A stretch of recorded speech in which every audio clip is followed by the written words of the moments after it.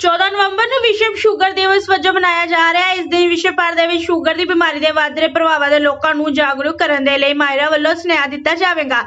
Sugar ਇੱਕ ਗੰਭੀਰ ਬਿਮਾਰੀ ਜਿਸ ਵਿੱਚ ਵਿਅਕਤੀ ਦੇ ਸਰੀਰ ਦੇ ਅੰਦਰ ਬਲੱਡ ਸ਼ੂਗਰ ਲੈਵਲ ਬੇਕਾਬੂ ਹੋ ਜਾਂਦਾ ਤੇ ਇਸ ਨੂੰ ਕੰਟਰੋਲ ਕਰਨ ਦੇ ਲਈ ਇੰਸੂਲਿਨ ਦੀ ਮਦਦ ਦੀ ਲੋੜ ਪੈਂਦੀ ਹੈ।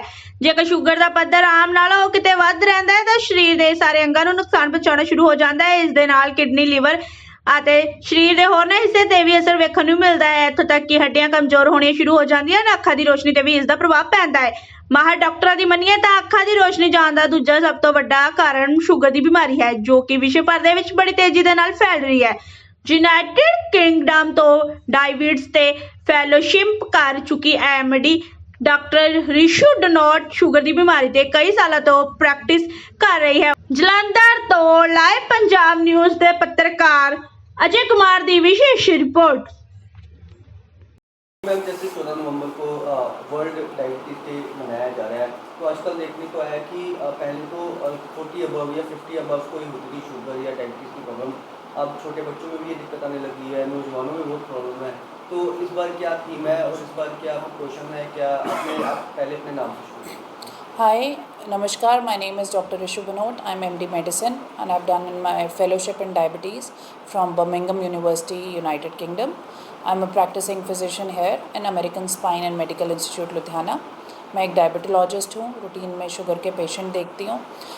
पिछले कुछ सालों से हम देख रहे हैं जो कि डायबिटीज़ एक टाइम पे 50-60 प्लस को इफ़ेक्ट करती थी, अब बहुत देखने को मिलता है younger adults 30 to 40 age group के पेशेंट्स बहुत आने शुरू हो गए हैं। कुछ हद तक ये डायबिटीज़ हमारी लाइफस्टाइल से रिलेटेड है। अगर हमारा लाइफस्टाइल सही हो तो हम डायबिटीज़ को रिवर्स कर सकते हैं, एटलीस्ट प्रिवेंट अर्ली स्टेजेस में तो हम प्रिवेंट भी कर सकते हैं। तो डायबिटीज़ का लाइफस्टाइल से बहुत ज़्यादा रिलेशन है। 20% diabetes is genetic I would say and 80% is epigenetic. ठीक है, तो जेनेटिक यानी कि क्या, कि हेरिडिटरी है, आपको होनी थी। एपीजेनेटिक क्या, जो जीन्स के अराउंड जो हमारा लाइफस्टाइल है, जो हमारे एनवायरमेंटल फैक्टर्स हैं, वो बहुत बड़ा रोल प्ले करते हैं।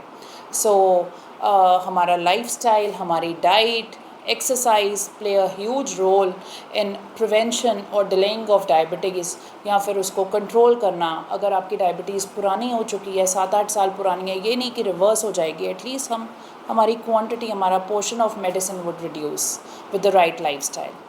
मैम, जैसे कि पूरे विश्व में ये समस्या है, खास करके हम इंडियंस की बात की जाए तो लाइफस्टाइल हमारा ऐसा है, हमारे जो फेस्टिवल है उसमें भी हर फेस्टिवल में मीठा तो जुड़ा ही हुआ है।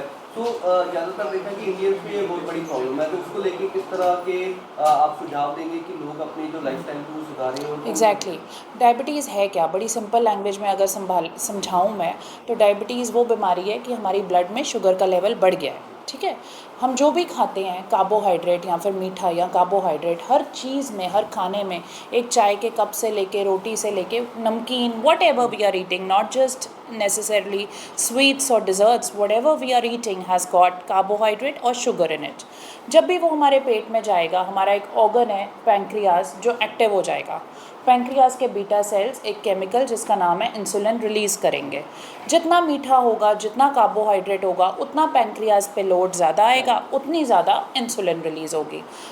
अब क्या है कि वो जो इंसुलिन पैंक्रियाज विद टाइम, अगर हम इतना मीठा खाएंगे या इतनी हाई कार्बोहाइड्रेट रिच डाइट लेंगे तो पैंक्रियाज का लोड बढ़ता जाएगा ओवर द टाइम। एक टाइम आएगा वो थक जाएंगे। नॉट जस्ट दैट, अगर हम एक्सरसाइज नहीं कर रहे तो वो जो इंसुलिन रिलीज़ हो रही है उसका अपटेक कम हो जाएगा, जिसको कहते हैं इंसुलिन रेजिस्टेंस, जो कि सेडेंट्री लाइफस्टाइल में बहुत कॉमन है। इंसुलिन बन रही है बट वो यूज़ नहीं हो रही, अपटेक नहीं हो रही। उस इंसुलिन का काम है हमारी ब्लड में जो ग्लूकोज है, जो शुगर है, उसको हमारे ब्लड स्ट्रीम में डिस्ट्रीब्यूट करना, मसल्स, ऑर्गन्स उसको अपटेक करें और यूज़ करें। बट हम ये देखते हैं कि सेडेंट्री लाइफस्टाइल के साथ, ओबेसिटी के साथ आजकल ये प्रॉब्लम बहुत बढ़ गई है, इंसुलिन रेजिस्टेंस। तो अगर आप किसी पेशेंट का इंसुलिन लेवल करो, किसी डायबिटिक का, मैं इस टेस्ट में इसीलिए I don't even believe in insulin levels. Why? Patient वैसे डायबिटिक है, HbA1c हाई है, बट उसका इंसुलिन लेवल करो, इंसुलिन लेवल बहुत हाई आ रहा है, विच इज़ अ मिसमैच। क्यों? क्योंकि रेजिस्टेंस है, इंसुलिन बन रही है पर काम नहीं कर रही। मैम जैसे कि आजकल जो छोटे बच्चे हैं या नौजवान हैं उनमें भी ये बहुत दिक्कत आ रही है, तो स्ट्रेस या फिर ऑफ टेंशन या कोर्स ये भी जो छोटे बच्चे हैं जी। देखो उनमें तो टाइप 1 डायबिटीज़ है, तो उसकी बात नहीं करें हम, it's another topic in itself. Type 1 diabetes बहुत छोटे 1 साल से शुरू हो जाती है, but again a great hope for parents. अब इंसुलिन पम्प्स हम यूज़ करने लग गए हैं, दे मिमिक पैंक्रियाज, वो पैंक्रियाज का रोल प्ले कर रहे हैं। आते आते technology every year it is improving. जो दूसरी है वो लाडा है, जो टाइप 1 और टाइप 2 के बीच की है, that is very robust. Initial 1 2 3 5 साल तक आप गोली काम कर सकती है, बट अगेन आप इंसुलिन पे आ जाओगे। उसके अलावा जो ज़्यादातर शुगर आजकल दिख रही है that is because of bad lifestyle, sedentary lifestyle, lack of exercise, increase party culture, increase alcohol, increase in junk food and reduction. मतलब वही बैठे रहते हैं, वही रूटीन है, एक्सरसाइज है नहीं, अवेयरनेस है नहीं है, and too much Zomato Swiggy खाने की एक्सेस जंक का बहुत बढ़ चुका है। तो प्लीज़ ईट केयरफुली। शुगर है क्या, खाने से आ रही है ना, आपका वो मैकेनिज़्म नहीं काम कर रहा। अगर आप खाओगे ही ऐसी चीज़ जिसमें कार्बोहाइड्रेट कम है या फिर शुगर की मात्रा कम है या कॉम्प्लेक्स कार्बोहाइड्रेट है, तो आपकी शुगर इतनी नहीं बढ़ेगी। मैम जैसे ज़रा हम देखते हैं कि जो 40-50 प्लस लोग हैं वो तो मानते हैं कि जैसे बीपी की होगी या शुगर की समस्या है तो एज के साथ आती ही आती है। तो अगर अर्ली एज में इस पे कंट्रोल कर लिया जाए तो लगता है कि अगर हम पहले अपने खान पानी का ध्यान रखें, Of course, you can prevent all these diseases. They all come together. See, diabetes, sugar, फिर they lead to what? All these complications, heart की, stroke, microvascular, macrovascular, आंखों की, cataract के बाद सबसे common cause of blindness is actually diabetes. Because of diabetic retinopathy, that is the most common cause of blindness after cataract. तो ये सब चीज़ें preventable हैं सिर्फ और सिर्फ अपने lifestyle से. So I want to give a tip on this World Diabetes Day. 2 main important tips, that is exercise at least 30 minutes a day for just about 5 days a week.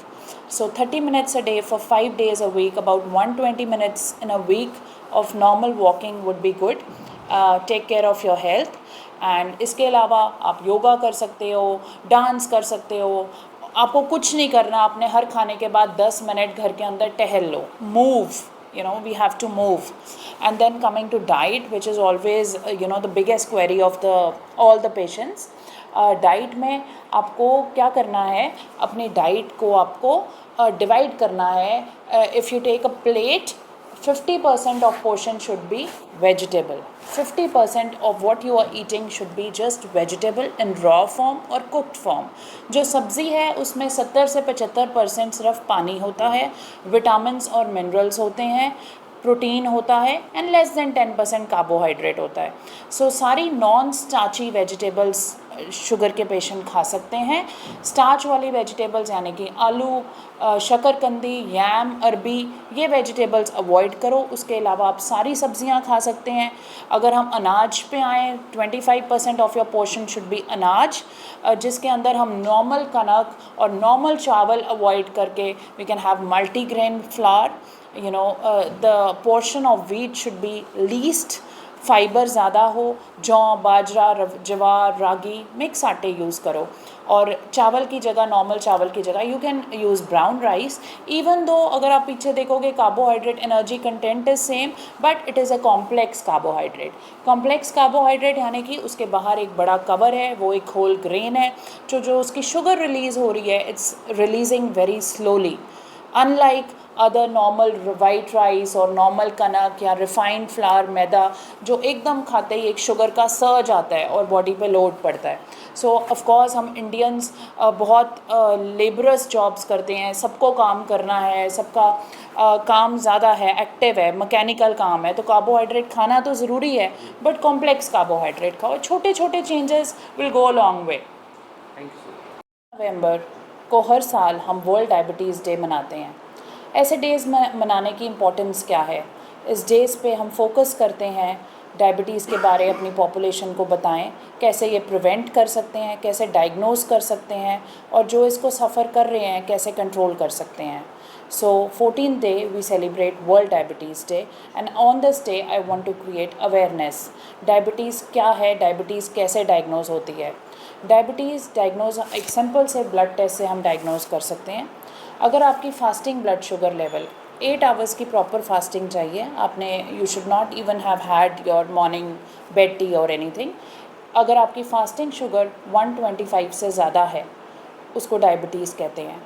और अगर आपकी sugar 110 से 125 के बीच में है तो आप इम्पेंडिंग डायबिटिक हो, यानी कि आपको कभी भी शुगर हो सकती है. आपकी खाना खाने के 2 घंटे बाद शुगर 140 से 160 के अंदर होनी चाहिए. अगर आप ग्रेटर देन 160 की आपकी रीडिंग आती है तो भी आप पॉसिबिलिटी ऑफ डायबिटीज़ में आ रहे हो. 3 महीने की शुगर जिसे कि हम HbA1c कहते हैं greater than 6.5 is diabetes. So it should be less than 6 to 6.5 is impending diabetes, which can be controlled by lifestyle and diet management. तो मैम कोई एज कैटेगरी के अकॉर्डिंग भी डायबिटीज़ का जो है वो क्वांटिटी होती है, जैसे अगर नौजवान है तो अगर 120 130 है या एज रिलेटेड हम ऐसे नहीं कहते. जो हमारे डायबिटिक पेशेंट्स हैं डायग्नोज्ड, उनको जो हम ट्रीट कर रहे हैं, तो जो हमारी HbA1c की कट ऑफ है, जो हमारा हम अचीव करना चाहते हैं शुगर का लेवल दवाई के साथ इतना हो, विथ इंक्रीजिंग एज हम थोड़ा उसको लाइट कर देते हैं. यानी कि अगर कोई पेशेंट है 60 इयर्स प्लस तो HbA1c अबाउट 7.5 भी उसमें नॉर्मल माना जाएगा. यही अगर हम किसी यंग लड़के की बात करें या यंग पेशेंट की बात करें 40 साल या less than 50 years, we would prefer him having less than 7 और less than 6.5, and in 80s और 70s up to 8 we count it as normal.